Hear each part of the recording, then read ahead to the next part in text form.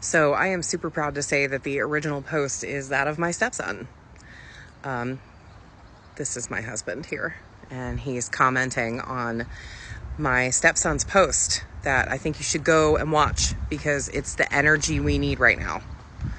I think folks that have been hateful and folks that act in hateful ways have been comfortable in that hatred for long enough.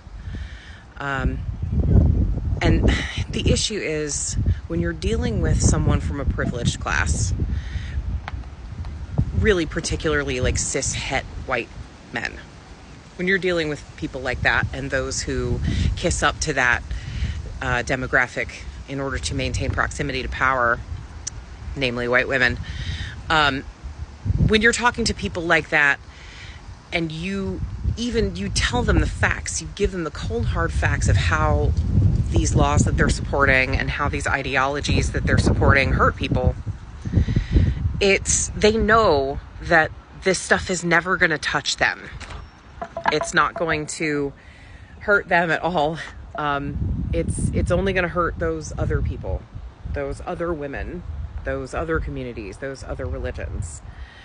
And those are the racists. I mean, if you want to just get right down to it, they never think it's going to hurt them. And so they don't care enough about it. It's just profoundly selfish. And they don't care enough about anything that's going to hurt someone that's not them. So what's happened and what Justin is demonstrating here beautifully is that we need to make it hurt. It's incumbent upon us, those of us that hold value to people like that. We need to hurt them in that value. We need to bring it to the dinner table and make it hurt.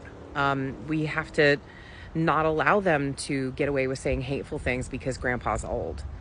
They can't get away with being casually misogynistic or homophobic or racist. We're not going to let that fly in our presence. And if that behavior isn't curbed, then they don't get the pleasure of our company. And that behavior is not just about what's said at the dinner table, it's also what's said at the voting booth. And if they go to the voting booth and they vote for people that will hurt you, you have to deprive them of the pleasure of your company. You have to deprive them of your affection, of your respect. You have to just withdraw from them completely.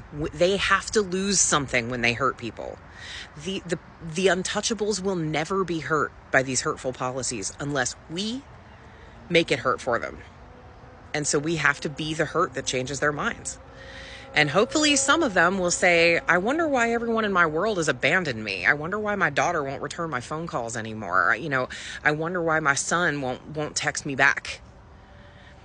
And hopefully it makes them look at themselves and realize that this stuff has ramifications for them, not just these other people that they're incapable of caring about. It's ramifications for them. And we are the harbingers of those ramifications. And Justin is doing it beautifully. And I'm like so freaking proud. I can't claim any influence there. Not at all. He came to that all on his own. I came way later in his life.